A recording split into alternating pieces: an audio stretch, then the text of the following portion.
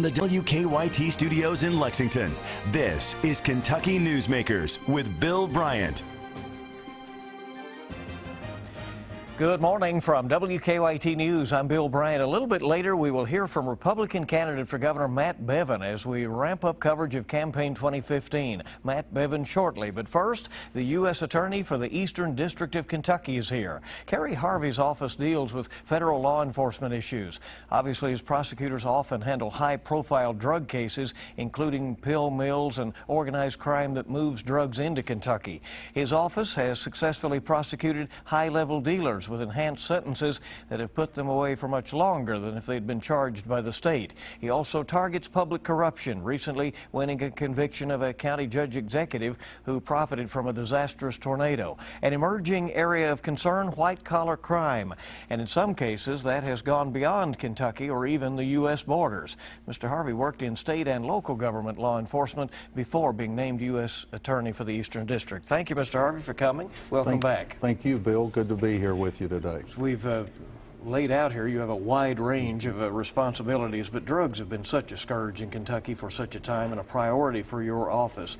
There have been efforts to restrict the distribution done by these pain clinics. How much progress is being made in this war on drugs? We've made significant progress. Of course, that's a never-ending struggle, as you know, but I think a few years ago, we made a decision to focus very intensely on the higher levels of the distribution chain, and we've targeted pill mills, we've targeted physicians who really are just drug dealers, other healthcare professionals, and we've been successful in that effort. But again, we know that enforcement is only one part of a successful strategy, and education, prevention, and treatment also have to take center stage if we're going to effectively combat this problem. When evidence takes you to another state or outside of your jurisdiction, do you follow it? Absolutely we do. In fact, that's one of the advantages of federal prosecution is we have an ability to reach nationwide and even worldwide to grab defendants who are causing a great deal of harm in Kentucky, and in many cases these defendants have never set foot in Kentucky. For example, we're now prosecuting a gentleman in South Florida who operated pill mills there, and in Georgia made millions of dollars by distributing pills that ultimately ended up in eastern Kentucky. We think he may be responsible for as many as 1 million pills distributed in eastern Kentucky, and we have an ability using the federal conspiracy laws to prosecute him here in eastern Kentucky, and we intend to hold him accountable for his conduct. That's just one example, but we increasingly see that the criminal activity in Kentucky has its roots in really all over the world, and certainly all over the United States. And using federal law, we're able to bring those people to justice. When you say that you can go for enhanced sentences by a federal prosecution above and beyond what the state might be able to do, what are we talking about? Well, for example, if there is a death that results, an overdose death that results from illegally distributing Schedule I or Schedule II narcotics, under federal law, the dealer responsible for that death would be looking at a minimum sentence of 20 years in a federal penitentiary, which typically would be far more than would be available in the state system. So that would be one example, but in other areas, in the white-collar area, for example, federal sentences have to be served. There's no parole in the federal system, so a convicted defendant has to serve at least 85% of their time. That's not always the case in white-collar cases and fraud activities, that sort of thing in state court. It's interesting to hear you say that even as somebody with the power of prosecution, that you believe that we have to approach this drug problem in other ways on the demand side as well. There's no question about that. I mean, really, on some level, every time we prosecute a case, that represents a defeat. It's not a victory. The victories are found when we can treat people who have become addicted to drugs and return them to a productive role in society, and even more to the point, when through prevention and educational efforts we can help our young people never fall prey to this terrible scourge to begin with. So it's certainly education, treatment, and prevention are very critical in this effort. You had a criminal conspiracy case in Lexington that involved 10 people locally. It was but an international scheme involving automobiles, and I got to read some of the details of that, but it's quite an intriguing case. Do we see more and more situations like that? We absolutely do. In this particular case, this fraudulent scheme was housed in Budapest, Hungary, and was being run by Romanian nationals living in Hungary. They had compatriots here in the United States, and they would use legitimate websites such as Auto Trader, websites like that. They would set up these very elaborate ruse organizations that would look valid for anyone looking at the websites and so forth. And they were marketing automobiles, in many cases high-end automobiles, selling for more than 6 figures. The problem was the automobiles and the companies and all of that were completely fictitious. And the victims would negotiate a purchase price with the United States elements of the conspiracy, and then would wire the money to purchase these cars, sight unseen, other than on the web.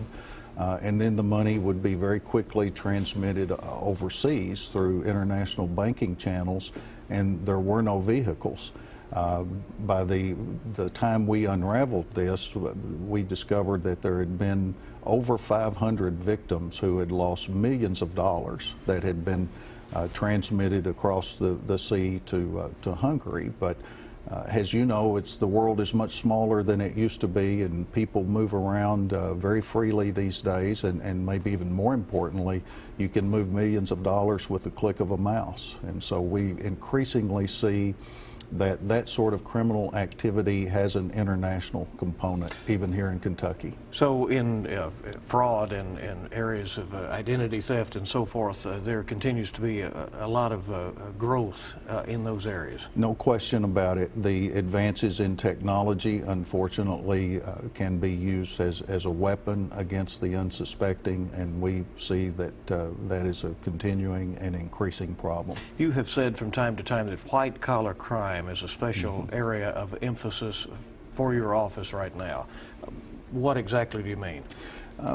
Financial misconduct, fraud cases. We see a lot of investor fraud cases. We see a lot of fraud against government program, against the taxpayers. And again, we increasingly see very complex schemes that are far-flung schemes. And these are the kinds of cases that our state and local partners, as good as they are, and they are very, very good, but they just don't have the tools to handle those sort of cases, and the Department of Justice does. And so we think that's part of our role, is to do these sort of cases that hurt people very badly in a lot of different ways, really, that if we don't do, they won't be done. And just as an example of the scope of what we're talking about, last year, and this was actually in civil damages, but last year alone, our office recovered about $76 million for the government, for the taxpayers, in healthcare fraud damages. To put that in context, the entire annual budget for our office is $8 or $9 million. So we think we're doing good work, and we're pretty good investment for the taxpayers. Kerry Harvey is the U.S. Attorney for the Eastern District of Kentucky. We're back with him in just a moment, and candidate for Governor Matt Bevin later on WKYT's Kentucky Newsmakers. Welcome back into Kentucky Newsmakers from WKYT. Kerry Harvey is the U.S. Attorney for the Eastern District of Kentucky. We continue our discussion. Public corruption robs the government of resources over the years, and you recently have won the conviction of a county judge executive in a kickback scheme. Why is public corruption such a focus of your office? In a nutshell, because it robs our citizens of their freedoms. You know, the premise of our free society is that we will elect our leaders in fair elections, and they will faithfully serve.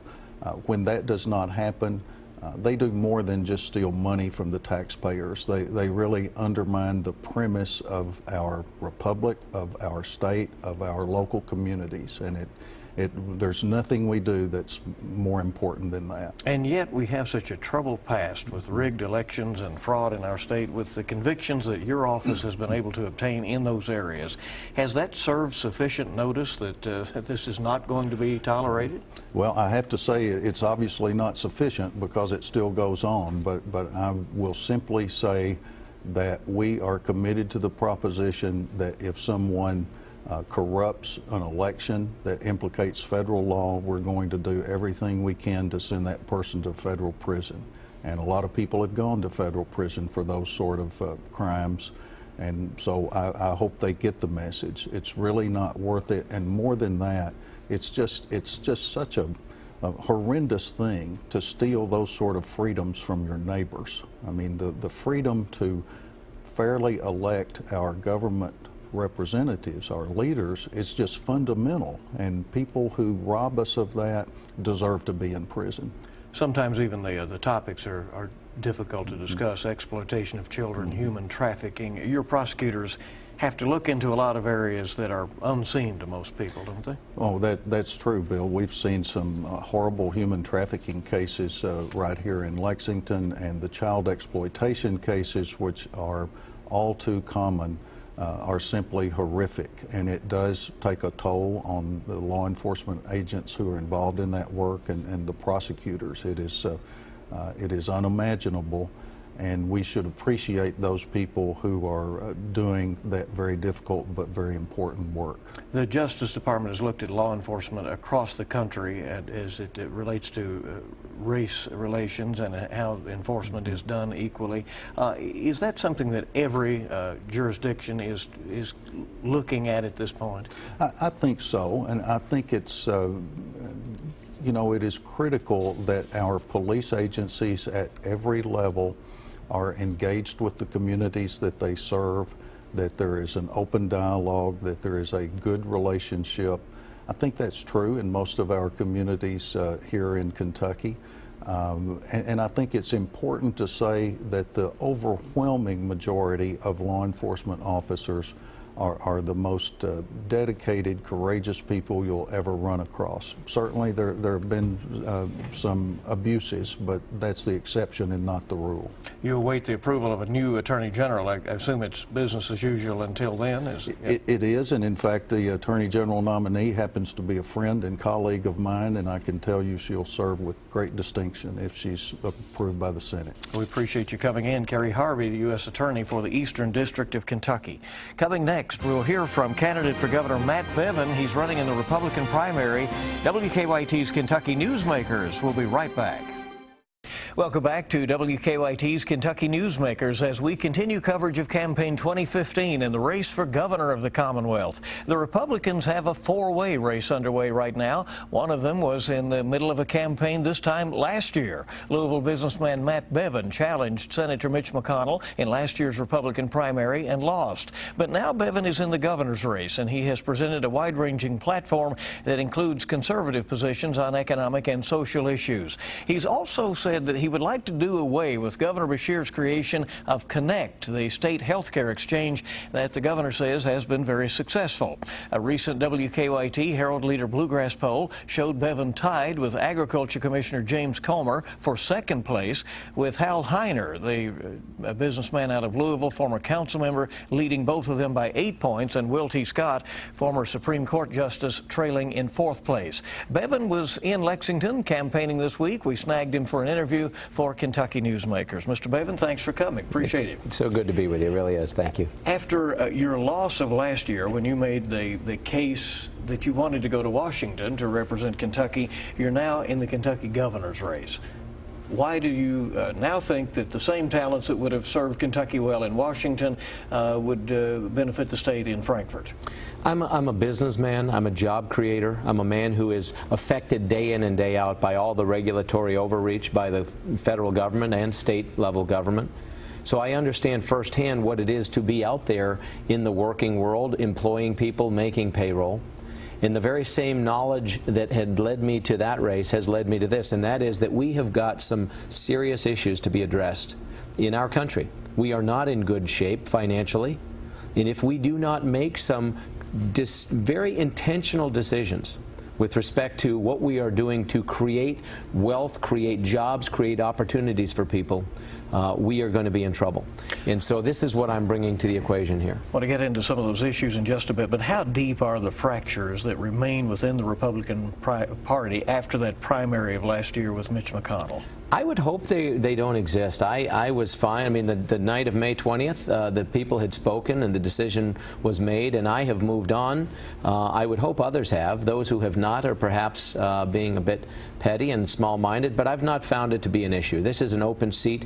The things that ail us here in Kentucky, it's clear that solutions to so many of our nation's problems are going to come from the bottom up. It is clear. Your platform is conservative. It's pro-life. It's pro-right-to-work legislation, pro-veteran, but other Republican candidates share those stands as well. How do you distinguish your campaign? You know, it's true. It's easy to say things. It's something else to have been there. Every candidate will talk about the need to get people from poverty in our state to the workforce. I'm the only one in this race who grew up below the poverty level. I understand from firsthand experience what it means to make one's way into the employable workforce. People will talk about the need to address Veterans Affairs, as you noted. Only 2 of us have actually ever served in the military, and only 1 of us who has a real opportunity at this point to win this race, I think. You know, people will talk about the pension crisis and the need for that to be addressed. Frankly, it is the #1 concern that folks have and should have as it relates to what ails us. Well, I'm the only one to have worked in the pension business. Let's talk about that. We have liabilities in the Commonwealth to state employees and to teachers that are uncovered. Yes. We know that going forward. How do you propose to meet those obligations, and does the state have to change going forward? We are legally and morally obligated to meet those obligations. We have made promises to people. They have delivered what was expected of them, and we should meet those. But to your point, we will have to make changes going forward for new participants. In the idea of moving to a cash balance plan with a guaranteed rate of return, which is what we moved to 2-3 years ago, that is not sufficient. We are going to have to move to a 401k type plan for all new participants, freeze the existing plan as it exists. We are going to have to create incentives for some of those in the existing plan to move to that 401k plan. If they're young enough, they should want to do so, to have more control and responsibility. The taxpayers of Kentucky cannot afford to continue to have this put on their backs the way that we are going. It is unsustainable, and the promises that we have made will not be delivered if we don't make some real changes. How will you meet the current obligations? You know, there was one proposal to borrow about $3 billion and put that in the market and hope there were returns. And hope is not going to cut it when we have 24 cents of every dollar that's funded. If you used a risk-free rate of return, if you used something like 30-year Treasury notes as opposed to these assumed rates of return, which we've not been getting, you would realize that we are, of the $110 billion in obligation, only 24 cents of it is in the pot. We've got to make some changes. To answer your question, what we've got to do is create jobs. We need to stimulate the economy.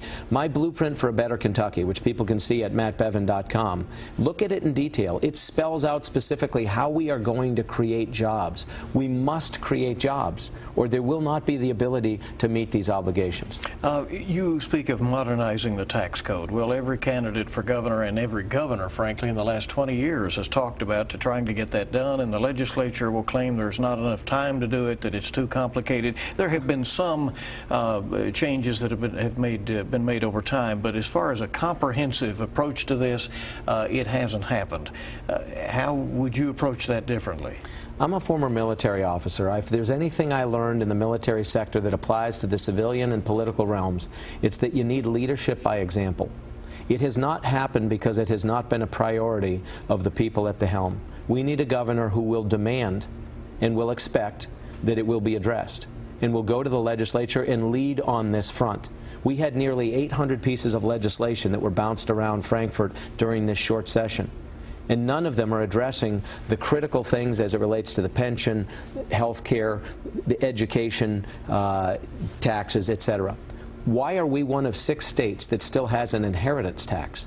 What incentive is that for someone to spend their last years in Kentucky?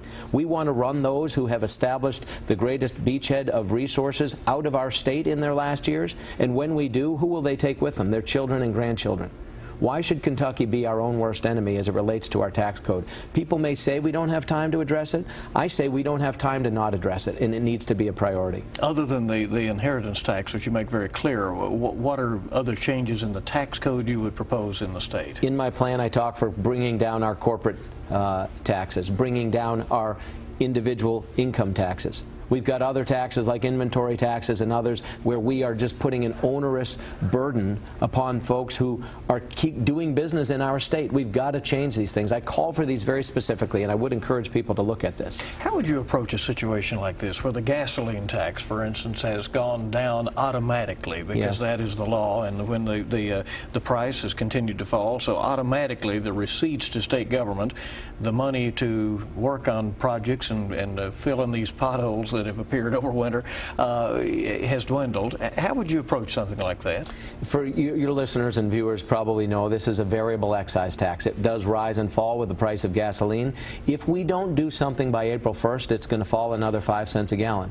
That's about $150 million that will not go back into the road system to fix these potholes. And anyone who's been driving around our state in the dark knows that you can't see those, and you end up needing a front-end alignment.